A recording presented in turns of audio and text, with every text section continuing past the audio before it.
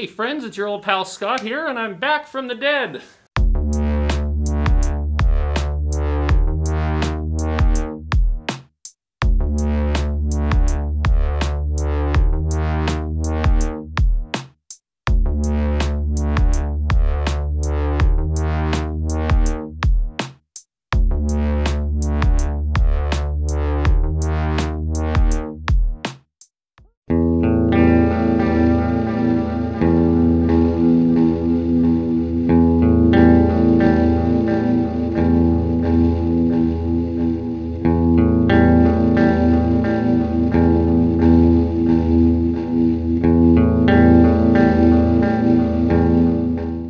I was actually never dead, which is pretty shocking to some people I know. I'm going to take this off, but I hope you guys are all wearing masks, and I just want to give a quick shout out to Mike Padua from FujiFilm Co. These masks are awesome, and I'm going to leave a link below.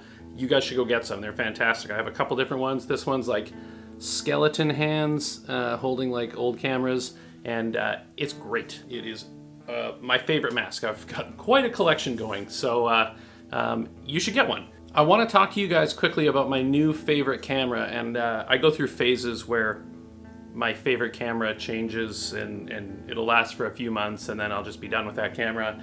This is my current obsession.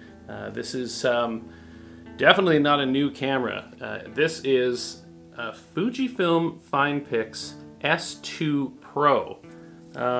Now it doesn't look like a Fujifilm camera, does it? It looks an awful lot like a Nikon camera, and that's because it is. It's a Nikon F80, which I actually happen to have right here, Nikon F80, but with Fujifilm's super CCD sensor and internals.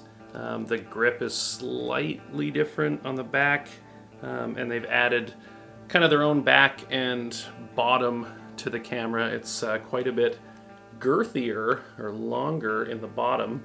It's got more junk in the trunk is what I'm trying to say than the F80, but that's just to house all of the proprietary Fujifilm electronics and whatever. I'm just going to quickly look up some of the specs of this camera because I actually don't have them memorized, and then I'll get into some shots I've taken with it, the lenses I've used, where we've been with it, and just generally why I think this thing is a ton of fun to shoot.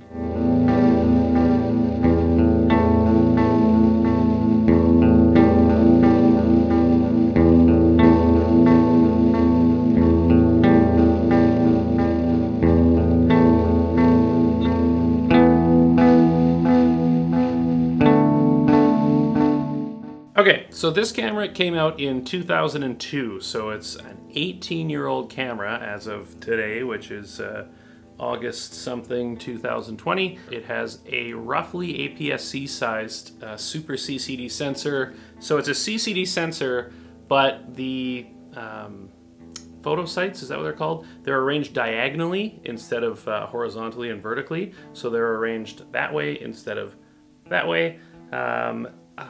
I don't know exactly what advantage that gives, but Fujifilm's always done weird things with sensors from 2002 right up until now with their X-Trans sensors with the superfluous green photo sites. This thing is 6.1 megapixel, which is surprisingly very usable. I've been shooting RAW with this thing. There is some sort of higher resolution interpolation mode that'll give you like a 12 megapixel file. I haven't been able to make it work. I've only ever found that the files, the RAW files that I get, are 6.1 megapixels when I output them from Capture One or Lightroom or whatever I'm using to edit.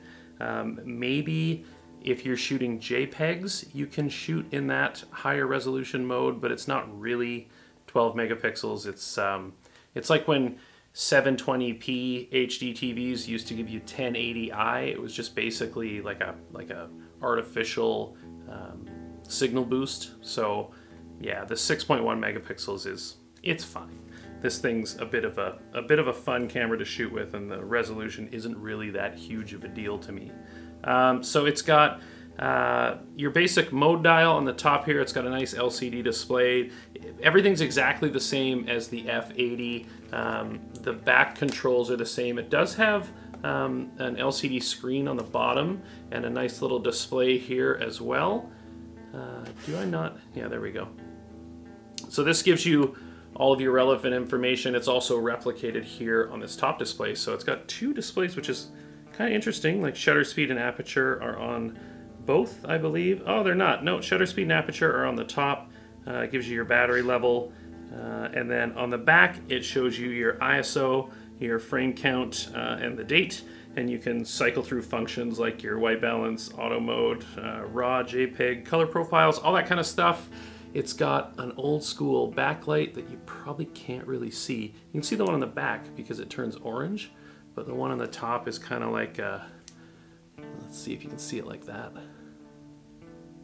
Not really. It's kind of like an old, I don't know, an old digital watch with the one little LED in the side that's supposed to light up the whole screen. The one on the back is definitely much, much better. This thing takes CR123 batteries as well as AA batteries. So it takes two CR123 batteries here, and then it takes four AA batteries, kind of like a battery grip where you slide a carrier out of the side of this thing. The battery grip is built in. It's not removable like it would be with the F80. Shutter speeds, I believe, are up to 1/4000th of a second. This is as close to shooting with a film SLR that I've ever had with a digital SLR, and just in general operation, it functions like a DSLR film SLR hybrid. It's kind of weird. It takes CF Express cards, but the biggest card it will take is 2 gigs.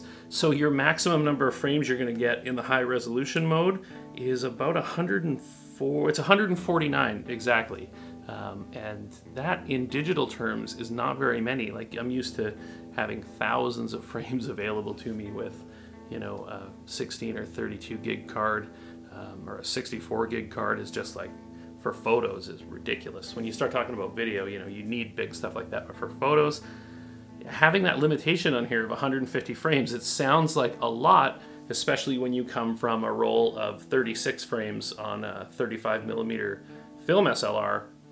But yeah, it's still a limitation. So yeah, to me, that is a lot like shooting film. So the lenses I shot with, this is Nikon AF Nikkor 50 1.8, so just a nifty 50. A nice little lens. It's a little bit plasticky, but good nonetheless. I actually don't remember where I got this lens. I just sort of had it when I got this camera. Then I have 2 other lenses that I got with this F80 that also work on it. So it's the 28-80 kit lens, and then I've got like a 70-300 Sigma zoom that works on both of these cameras. All 3 lenses are fine. None of them are super spectacular in any way. But I have to say, the files that I get out of this camera give me so much joy. They are noisy, they are weird, but they look incredible. They look great in color. They have this muted, almost like a portrait look to them in color, in the standard color profile.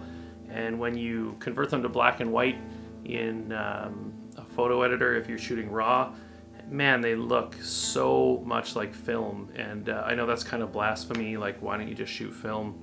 I mean, I do, and I also shoot digital, and this thing is just a ton of fun to shoot with. You can pick these up on eBay for like $100, $150. If you have some Nikon AF lenses, they will work on here.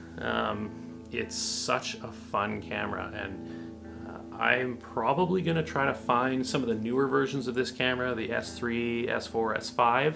They were all based on Nikon film SLRs with the F mount and just Fujifilm internals. So I am hooked. I'm hooked on this camera. It is so much fun to shoot. The autofocus is actually pretty snappy too.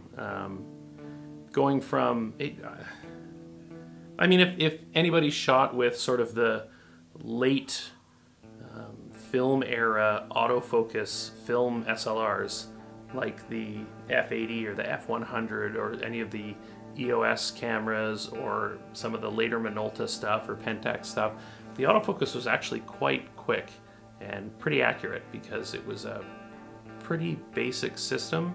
It's not going to have like phase detector, eye detector, anything like that, but you get to pick from a couple of points, and depending on the lens, like with this 50 and with the kit lens, it's super fast and accurate. With the Sigma, a little bit less so, but still totally usable. Yeah. This, yeah, I cannot get over how much fun I had with this camera. We were actually able to go on a little trip recently. The restrictions here where we live have kind of eased up a little bit. We can travel within our province, and we took a ferry over to Vancouver Island and went to Tofino and Ucluelet. So anybody that wants to look those up, you should look them up. They're beautiful, beautiful sandy beaches and some beautiful rocky beaches with tide pools, and there's surfing, and yeah, it's just a great little part of the world, and we're very lucky to live close to it.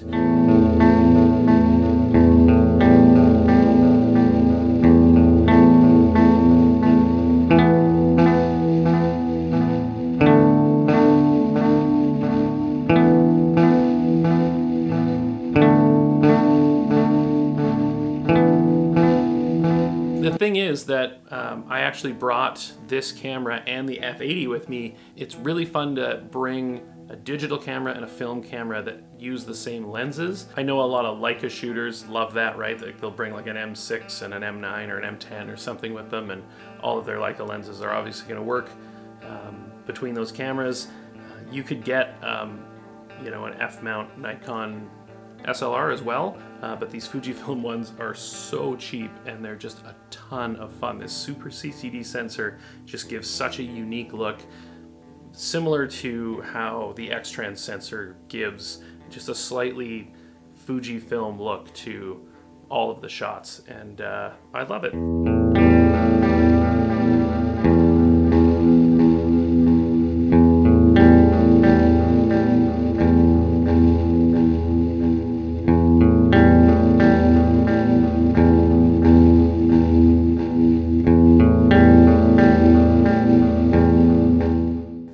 Coming up next, how are you guys doing? I hope everybody's safe and doing well and healthy. This has just gone on for a whole lot longer than I think any of us anticipated, but you know, we just have to keep being safe and looking out for one another.